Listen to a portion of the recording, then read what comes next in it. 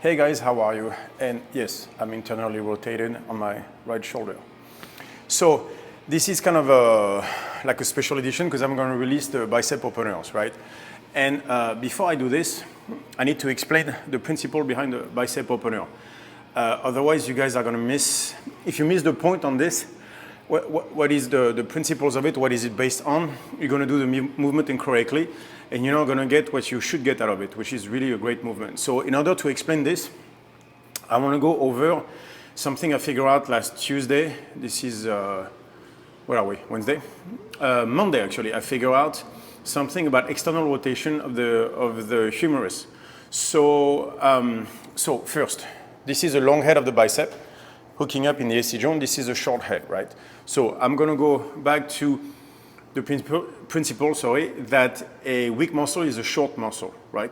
So if the short head of the bicep, so this part right here, which is actually the strongest part of the bicep, is weak, it will be short. So that will impede range of motion, right? So here hooks right here into the tendon of the pec major, right? So this is a very, very strong connection, as you can see from gymnasts.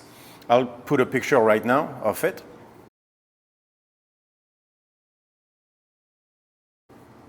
And you can tell on the iron cross, they are looking for internal rotation of the humerus, so the bone of the arm, in order to achieve this position here, to connect the short head of the bicep and the pec, right? That connection right there is very, very strong. So anytime the gymnasts look for strength, they go toward internal rotation of the humerus. And even on a reverse iron cross, they're still not externally rotating, they're still internally rotated to activate short head of the bicep into the tendon of the pec major. And so that interests us. Why?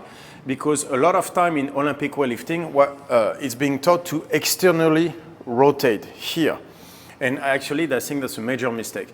So as you saw from gymnasts, they look toward internal rotation to create power. Olympic weightlifting is different from gymnastic, yes. But look at Xiao Jun. I'm going to put a picture of him right now.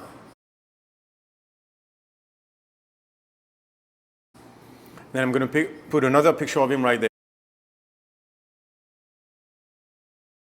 there. And then you will notice he's not externally rotated. He does not rotate the arms out. He actually is in neutral, slightly internally rotated on his snatch. And you can tell how much stretch occurs on the pec major and everything. So he's going after the connection of the short head of the bicep into the pec. And you know, I mean, if you know the Chinese system, you do a lot of bicep work and everything. So why do we see a lot in CrossFit and Olympic weightlifting in the States? External rotation, right? Okay, so this is what I think happened. First, they show you to obviously engage the lats, show the armpits like this, right? So first of all, showing the armpits like this does not necessarily mean external rotation of the humerus. Because again, when I say internal rotation, so I want slight internal rotation of the humerus. I am not saying internal rotation of the shoulder. This is not the same. You can have lats engage while the humerus is slightly internally rotated, but not the shoulder, right? So I'm talking about the tension coming here from the humerus internally rotating, activating the short head of the bicep, activating the chest, which is going to give me a stronger position overhead, because on one side you have the lat attaching into the tricep right here. That's a strong position in the back. I want a strong position in front, chest, bicep, everything locked in by slightly internally rotating the humerus, creating tension on both sides, giving me a very strong position overhead.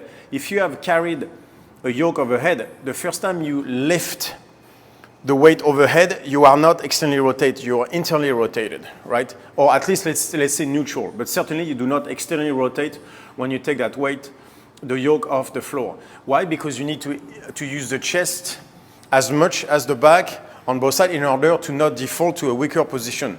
What would be the weaker position? To externally rotate the humerus, putting the stress instead of the short head of the bicep on the long head of the bicep, which is weaker, whereas the long head of the bicep anchors into the AC joint. So now you're going from that very strong structure here to weaker structure of the long head of the bicep, going under, so through the front delt, hooking up into the AC joint. And now you went from a strong structure to a weaker structure. So on top of it, all the tension now is in the back. You do not have the balance between tension in the back, tension in the front right here to hold the thing overhead. So that makes you, then what happens once I'm here, that's going to make me arch. So you have here where you should be, and then people end up doing this, which of course makes them arch a lot. It puts tremendous pressure on the T-spine, makes them arch, create that excessive arch that we see a lot in CrossFit and Olympic lifting here. So what I think happened, the short head is weak because we don't work it, right? We don't work it properly because remember, the key here is not to do bicep curl just to get the bicep. The point is range of motion under tension. So the only way you're going to get range of motion under tension is if you work the short head of the bicep through the full range of motion, which is this motion, hence the bicep opener. So what I think happened is the short head became weak, right? Weak muscle is a short muscle. It attaches here, just like the tricep opener does not let you engage once the tricep is activated. Once I activate the short head of the bicep with the pec, that block my range of motion right here. Why? Because the bicep being weak is short. So people got here, not being able to go further, started to externally rotate to achieve the position. So they did not earn their position. They cut corners. This is cheating. That external rotation comes from the fact that once that short head of the bicep being weak is short, does not let you go past this and creates tension throughout the chest. Instead of working their way through that motion, strengthening the chest, strengthening the short head of the bicep correctly, they went the other way, which is, well, if I can't do it, that can't be good. And so they started to externally rotate the humerus, achieving an easier position overhead. But from there, taking all this out and messing themselves up. And that's why I think you see so many injuries on shoulders is from that point. And going back to Xiao Jun, if you look at his left arm, the short head of the bicep, so on his left arm, is slightly smaller than on the right. You can tell the bicep on the left, short head, is slightly weaker than on the right. And guess what? It externally rotates the left arm a little bit more, right? So I've seen that with a lot of my lifters. Whenever the bicep is smaller on one side and the other, the short head, they externally rotate because they try to take the pressure off of it, but externally rotated. So of course, what you see athletes on this side externally rotate down on this side, they start to turn slightly toward this, creating a tremendous torque on the shoulder. So I've seen a lot of lifters having that problem where they have the shoulder pain because they externally rotate the humerus to avoid the tension on the short head of the bicep. So how do we fix this? We make the short head of the bicep stronger through the full range of motion under tension by doing the biceps opener, hence being able to go back to this position here, earning your position without cheating.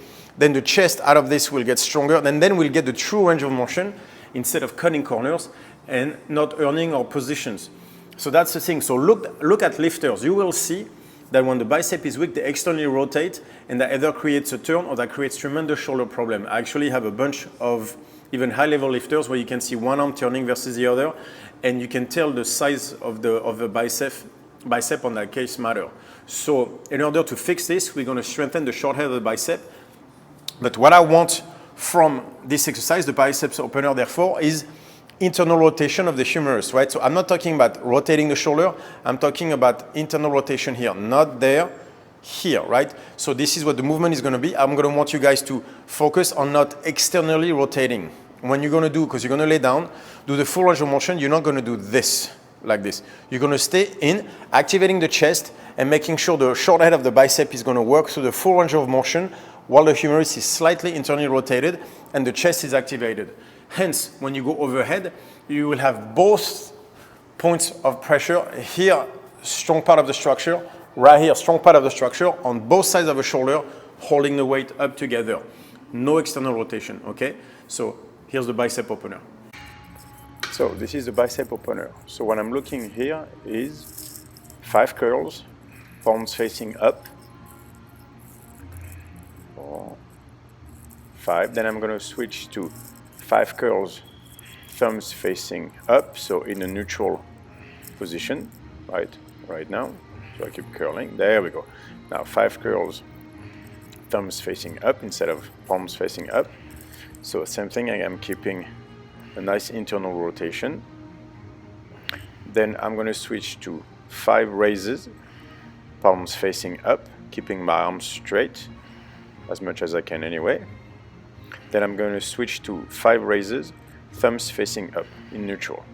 Again, keeping my arm as straight as I can, and 5 of them. So the idea is, so again, what am I looking for here? I have a nice internal rotation of the humerus like I was talking about. I am keeping my wrist strong, almost in a false grip position, and I do not default out, right? If you look at my shoulder, it does not externally rotate, taking the pressure off the chest, right? So same thing here, I'm trying to extend my arms as much as I can, keeping a nice control all the way through, extending my arm, not externally rotating the humerus, right? Keeping everything up, so 5, 5, 5, 5. I'm going to switch to the raises. I'm going to try to keep my arms a little bit straighter than this, all the way up, keeping, again, the grip very strong. Do not break the wrist in the sense of keep a false grip throughout the exercise, right? Same here, arms are straight.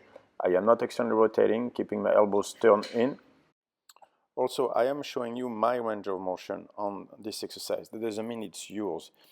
I've been training the bicep opener for a long time, and I'm able to to have a pretty good range of motion on that exercise. But I have people, this is, I would say, my arms are almost at 90 degrees, maybe like, 80, 85 degrees. Some of my athletes have maybe 15 degrees of range of motion on this exercise. That's okay. The point is not that you force the range of motion, because then you'll end up doing something wrong, like external rotation of the humerus. What I want is I want you to go as far as you can for today. It doesn't have to be perfect, it just has to be what you can do for today, as long as you do it well. Over time, 6, 8, 12 weeks, you will get a better range of motion that will translate to everything else. For today, do the movement correctly, go as far as you can while maintaining perfect form, okay? Do not sacrifice the form just to go a little bit further or to use heavier weights, okay? Pay attention to this, guys.